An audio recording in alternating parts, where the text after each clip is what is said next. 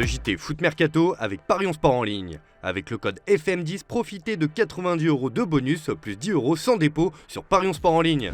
Bonjour à toutes et à tous, ça y est, le mercato hivernal a fermé ses portes en France. Toute la journée, on vous a proposé un format spécial. N'hésitez pas à mater toutes les vidéos de ce 1er février pour vous refaire tous les scénarios de la journée. Il y a eu pas mal de rebondissements. En conférence de presse avant d'affronter Strasbourg avec le PSG, hier, Luis Enrique a indiqué qu'il faisait confiance à Luis Campos pour trouver un joueur dans les derniers instants du mercato pour compenser les blessures de Kimpembe et Skriniar en défense centrale. Mais bon, il avait quelques doutes.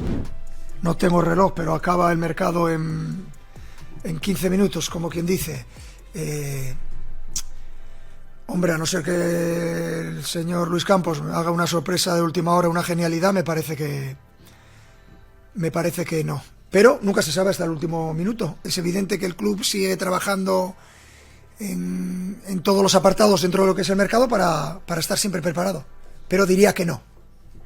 Eh bien en effet, Luis Campos n'a pas chômé, il a tenté un gros coup de dernière minute. D'après l'équipe, c'est le Bayern Munich que la direction parisienne a contacté. Cette fois, ce n'était pas pour Joshua Kimmich, mais pour un certain Matthijs de Ligt. Ce dernier est remplaçant au Bayern et envisage un départ l'été prochain, malgré une offre formulée par le club de la capitale. Le néerlandais a refusé, décidant de rester en Bavière jusqu'à la fin de la saison. Luis Enrique fera avec ce qu'il a déjà sous la main. Puis Layvin Kurzawa aurait pu quitter le PSG à quelques heures de la fin du mercato. Proposé à pas mal de clubs, le latéral gauche a même reçu une proposition dans les mains qu'il a préféré décliner, selon les informations de l'équipe. Et si l'identité de ce courtisan n'a pas filtré, il s'agit d'un club du Golfe Persique. Ce dernier lui a proposé un contrat de 6 mois, mais le joueur n'a pas donné suite. Il finira tranquillement son aventure au PSG, où il est en fin de bail pour toucher son confortable salaire de 500 000 € par mois. On peut dire qu'il s'accroche à son contrat XXL jusqu'au bout. Et après 6 mois passés au placard, Hugo Ekitike a enfin l'occasion de relancer sa jeune carrière. Il a rejoint l'Eintracht Francfort hier en fin d'après-midi. Également courtisé cet hiver par Wolfsburg et Wolverhampton, Ekitike a confié qu'il ne voulait signer qu'à l'Eintracht. Oui, c'est vrai, je ne voulais que Francfort, j'attendais de venir, c'est pour ça que c'était stressant pour moi. C'est le bon endroit, la bonne direction à ce moment de ma carrière. J'ai vraiment aimé ce que j'ai entendu quand j'ai discuté avec le coach, c'est pour ça que j'ai fait ce choix. Le natif de Reims veut maintenant prouver qu'il est un attaquant de premier plan. D'ailleurs, au moment de se présenter aux fans de Francfort, Ekitike s'est clairement mis en avant. Je suis un buteur, mais je pense être complet, je veux jouer à tous les postes devant, j'espère faire le show devant les supporters. Ça y est, l'Olympique Lyonnais et ses supporters peuvent souffler pour Saïd Benrahma. Alors que tout était bouclé et que le joueur algérien avait passé avec brio sa visite médicale à Lyon, la transaction n'a pas pu être finalisée en raison d'un problème administratif de la part des Hammers.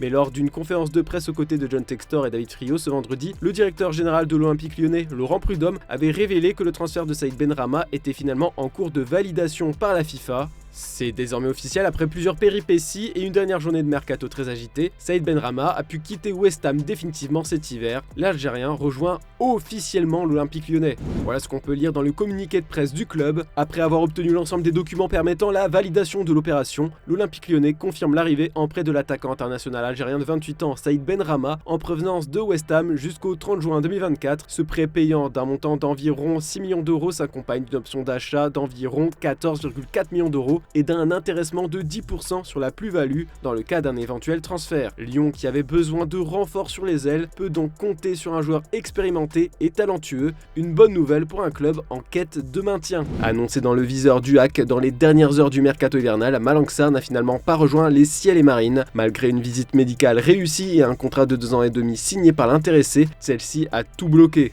Après plusieurs heures de négociations et différents ajustements proposés, les Blues ont alors décidé de ne pas envoyer les documents nécessaires pour officialiser définitivement l'opération. D'après nos indiscrétions, le club normand touchait pourtant au but dans ce dossier. Abasourdi, Malang Sarr, qui a passé la nuit au Havre, va rentrer à Londres ce vendredi et va tenter de relever la tête malgré ce terrible scénario. Bon, on a hâte de connaître le dénouement final de ces affaires, surtout que ce dimanche l'OL affronte l'OM. Les deux clubs les plus chauds de cet hiver sur le mercato français se retrouvent pour l'Olympico. On risque de voir les nouvelles recrues à l'œuvre. Si vous voulez parier sur ce gros choc avec notre partenaire Parions Sport, on vous offre jusqu'à 90 € de bonus de bienvenue et 10 € en crédit de jeu sans dépôt avec notre code exclusif FM10. Et pour vous aider comme d'habitude les pronos de la rédac, Jonathan imagine bien un match nul un partout, Antoine pense plutôt que l'OL va s'imposer à domicile 2-1 et de mon côté j'imagine plutôt l'OM arracher une victoire sur ce score 2-1. Et on n'oublie pas le petit pari fun, on met les deux nouveaux à l'honneur, le duo Gift Orban Mumbagna marque plus plus de 1,5 buts, la cote est de 5,50. Christopher Nkunku a fait son retour contre Liverpool lors du dernier match de Chelsea après un mois d'absence. Le Français est disponible et au vu de ses performances, c'est une véritable source d'espoir pour les Blues. Malgré tout, Mauricio Pochettino joue la précaution avec le bleu. Yes, we need to take we need to care about his situation step by step, building his confidence and his fitness. He need to work really hard to get his best, and of course happy in the way that he's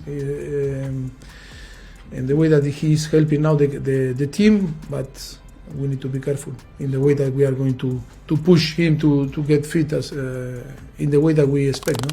Et comme très souvent, les lendemains du dernier jour du mercato, on a encore le droit à pas mal d'officiels en retard, les voici tous. Il a connu l'Allemagne, l'Angleterre et la France, il va désormais prendre la direction de l'Italie, libre de s'engager où il le souhaite depuis la fin de son aventure avec l'Olympique lyonnais. Jérôme Boateng a trouvé un nouveau point de chute, lui qui n'a plus joué un match officiel depuis le 3 juin 2023. Le joueur de 35 ans est tombé d'accord avec la Salernitana pour un contrat jusqu'à la fin de la saison. Nabil Aliouli signe à l'Adana Demirspor. Comme évoqué il y a quelques jours, le Havrais a choisi de ne pas prolonger avec son club et de partir en Turquie pour un contrat de 3 ans et demi. Dans l'opération, le Havre va toucher des indemnités de transfert ainsi qu'un pourcentage sur une éventuelle future revente. Après s'être longtemps cassé les dents à faire venir Massadio Haidara, le FC Nantes a trouvé une autre solution. Comme pressenti depuis quelques heures, le club français est parvenu à se faire prêter Nicolas Kozza depuis Wolfsburg. Et Cédric Bakambu est un nouveau joueur du Betis. Comme nous l'annoncions le 29 janvier dernier, le club espagnol était entré en négociation avancée avec Galatasaray pour finaliser le transfert de l'attaquant de 32 ans. Sous contrat avec Chelsea jusqu'en juin 2028,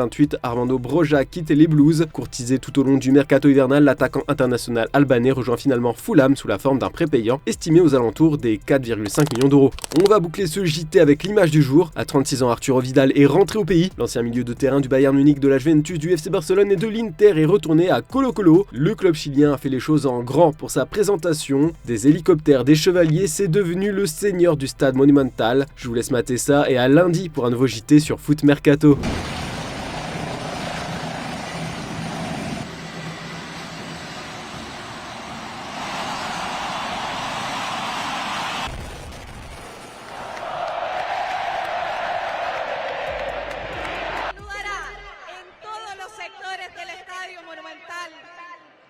Para recibir la ovación, para recibir el cariño que se merece y la felicidad que tenemos todos y todas de tenerlo nuevamente en casa.